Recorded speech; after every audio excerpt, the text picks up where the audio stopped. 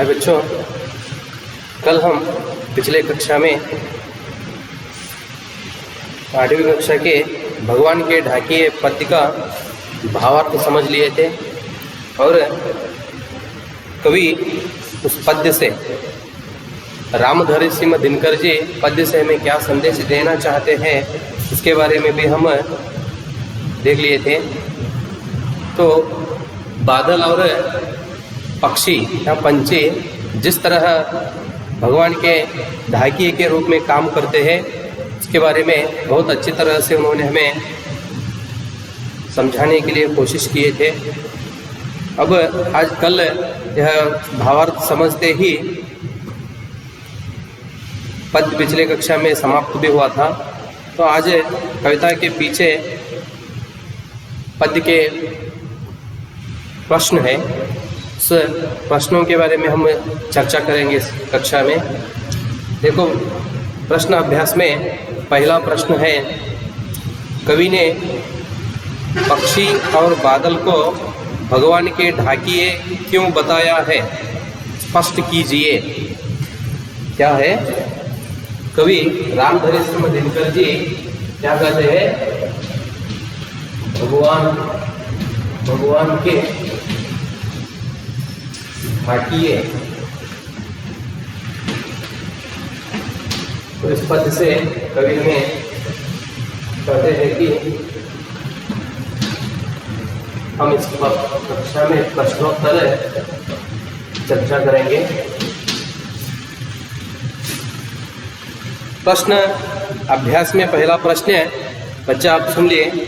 और एक बार, कवि ने पक्षी और बादल को भगवान के ढाकिए क्यों बताया है, स्पष्ट कीजिए। जिस तरह मनुष्य ढाकिया का उपयोग करता है अपना संदेश और विचार अपने रिश्तेदारों को भेजने के लिए, उसी तरह भगवान भी अपने भेजा हुआ संदेश को धरती तक पहुंचाने के लिए बादल और पंछी का उपयोग करते हैं ढाकिए के रूप में। तो भगवान के ढाकिए क्यों बताया? ये दोनों को, पक्षी और बादल को कवि के अनुसार ढाकिए क्यों बताया है, स्पष्ट कीजिए। ये तो आप पहला प्रश्न है। पहला प्रश्न का उत्तर आप अच्छी तरह से भावार्थ पढ़कर लिखना पड़ता है। क्यों पक्षी और बादल को ढाकिया कहा गया है? भगवान के ढाकिए कविता की इन पंक्तियों में कवि कहते हैं कि आसमान में तैरते बादल और पक्षी भगवान के ढाकिए हैं। बादल और पक्षी को भगवान के ढाकिए हैं। ये एक देश से उड़कर दूसरे देश तक जाते हैं और खास संदेशों का आदान प्रदान करते हैं। इसलिए ये दोनों को हम भगवान के ढाकिए कह सकते हैं। आपके विचार में क्या है वह भी आप लिख सकते हैं। और दूसरा, पक्षी और बादल द्वारा लाई गई चिट्ठियों को कौन कौन पढ़ पाते हैं, सोच कर लिखिए। पक्षी और बादल भगवान से संदेश ले आते हैं। इस संदेश को कौन पढ़ते हैं या कौन समझ लेते हैं? तो भावार्थ पद्य का भावार्थ चर्चा करते समय मैं आपको कहा था, भगवान से भेजा हुआ संदेश को इस धरती पर कौन समझते हैं? आप जरा सोच कर लिखना पड़ता है। ये संदेश है, भगवान से भेजा हुआ संदेश हम मतलब आदमी समझ नहीं पाते, लेकिन इस संदेश को पर्वत, जल, पेड़ पौधे आदि समझ लेते हैं। तो इस तरह भगवान से भेजा हुआ संदेश को ये सब धरती पर ये सब क्या करते हैं, भगवान के संदेश को समझ लेते हैं। तो तीसरा प्रश्न देखो बच्चों, किन पंक्तियों का भाव स्पष्ट कीजिए। किन पंक्तियों का भाव है आप लिखना पड़ता है। मतलब इधर उन्होंने सारांश दिए हैं, एक दो पंक्ति भावार्थ दिए हैं। आप उस भावार्थ पढ़कर पद्य में ये किस पद का भावार्थ है, उधर दो पद मतलब प्यारा, तो किस प्यारा का भावार्थ है आप लिखना पड़ता है। वह पद्य लिखना है, उधर दो पंक्ति। देखो, पक्षी और बादल प्रेम, सद्भाव और एकता का संदेश एक देश से दूसरे देश को भेजते हैं। ये संदेश आप, ये भावार्थ आप ठीक तरह से पढ़कर पद्य में किस प्यारा का यह भावार्थ है या किस पंक्ति का भाव है, वह पंक्ति आप उधर लिखना पड़ता है। पहला आप ही लिखना है वो, क्योंकि आपको मैं भावार्थ भी लिखवाया हूँ, इसलिए आपको भावार्थ पढ़कर किस पद का पंक्ति है लिखना है।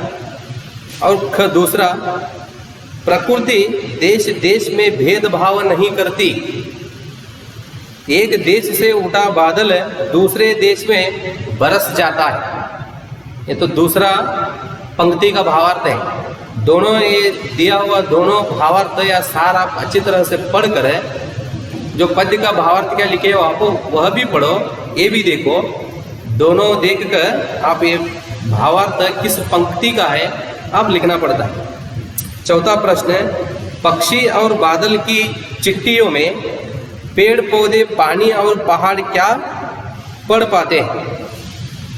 पक्षी और बादल की चिट्ठियों में, पक्षी और बादल तो इनके हाथों में भगवान संदेश भेजते हैं। चिट्ठियों में पेड़ पौधे पानी और पहाड़ क्या पढ़ पाते?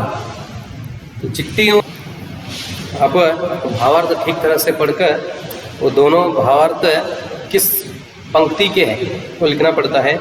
चौथा प्रश्न देखो बच्चों, पक्षी और बादल की चिट्ठियों में पेड़ पौधे पानी और पहाड़ क्या पढ़ पाते हैं?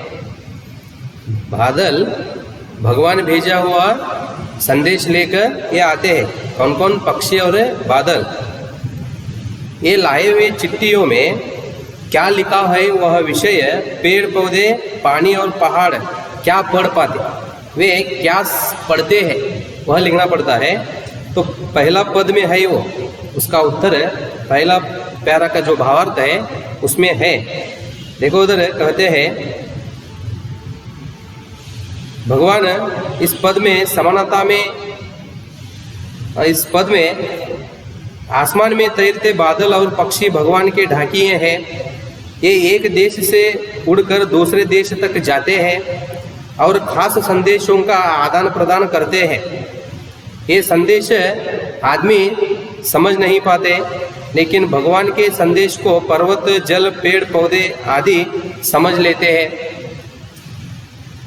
ये क्या है? भगवान से भेजा हुआ संदेश कौन समझते हैं? पानी पहाड़ पेड़ पौधे पढ़ते हैं या समझ लेते हैं। और आप और ज़रा भावार्थ और एक बार भावार्थ पढ़कर आप भी देख लो। तो नेक्स्ट पांचवा प्रश्न, एक देश की धरती दूसरे देश को सुगंध भेजती है, कथन का भाव स्पष्ट कीजिए।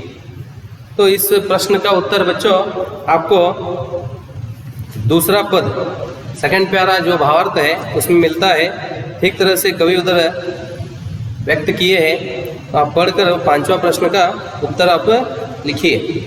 आगे पाठ से आगे तो उसमें पहला प्रश्न है, पक्षी और बादल की चिट्ठियों के आदान प्रदान को आप किस दृष्टि से देख सकते हैं? तो पक्षी और बादल की चिट्ठियों के आदान प्रदान को आप किस दृष्टि से देख सकते हैं? वे आदान प्रदान करने का मतलब एक स्थल का विषय दूसरे स्थल को भेजते हैं वो, तो इसे देखकर यह आप किस दृष्टि से देख सकते हैं? तो आप स्पष्ट कीजिए। ये तो प्रश्न है, लिखिए। आज विश्व में कहीं भी संवाद भेजने और पाने का एक बड़ा साधन इंटरनेट है। मतलब इंटरनेट, अंतर्जाल। आज विश्व में कहीं भी संवाद भेजने और पाने का एक बड़ा साधन इंटरनेट है।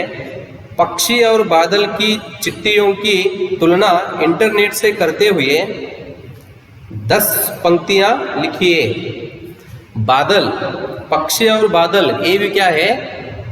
ढाकिए हैं। ये भी संदेश एक देश से दूसरे देश को भेजते हैं। आज आधुनिक काल में हम क्या करते हैं? यह काम करने के लिए इंटरनेट का प्रयोग करते हैं, अंतर्जाल का प्रयोग करते हैं। दोनों की तुलना करते हुए, तुलना मतलब कंपैरिजन, कंपैरिजन, दोनों की तुलना करते हुए क्या अंतर है यह सोच विचार करके आप क्या करना है, 10 वाक्य से भी अधिक एक लेख लिखना है। और तीसरा, हमारे जीवन में ढाकिए की भूमिका क्या है, इस विषय पर 10 वाक्य लिखिए। हमारे जीवन में ढाकिए की भूमिका, भूमिका मतलब पात्र, आवश्यकता। हमारे जीवन में ढाकिए की भूमिका क्या है, इस विषय पर 10 वाक्य लिखिए। तो यह सोचकर आप ढाकिए का आवश्यकता क्यों है, उसका पात्र क्या है, इसके बारे में आप 10 वाक्य लिखना है। अंत में अनुमान और कल्पना, तो उस प्रश्न में देखो, ढाकिया इंटरनेट के वर्ल्ड वाइड वेब, मतलब अब अंतर्जाल में www का प्रयोग करते हैं ना, वही ढाकिया इंटरनेट के वर्ल्ड वाइड वेब तथा पक्षी और बादल, इन तीनों संवादवाहकों के विषय में अपनी कल्पना से एक लेख तैयार कीजिए। लेख लिखने के लिए आप चिट्ठियों की अनूठी दुनिया पाठ का सहयोग ले सकते हैं। तो यह प्रश्न का उत्तर लिखने के लिए आप इससे पहले एक पाठ है बच्चों, वो पाठ हुआ है, आप समझ लिए है, उस पाठ का उपयोग लेकर इस प्रश्न का उत्तर, मतलब वो क्या लेख लिखने के लिए आप उस पाठ का उपयोग करके इन प्रश्नों का उत्तर आप लिख सकते हैं। ठीक है, तो यहाँ तक भगवान के ढाकिए पद्य समाप्त हुआ है। सारांश भी आप समझ लिए हैं और उसी तरह प्रश्नोत्तर चर्चा भी किए हैं। आगे के कक्षा में हम दूसरा पाठ देखेंगे। धन्यवाद बच्चों।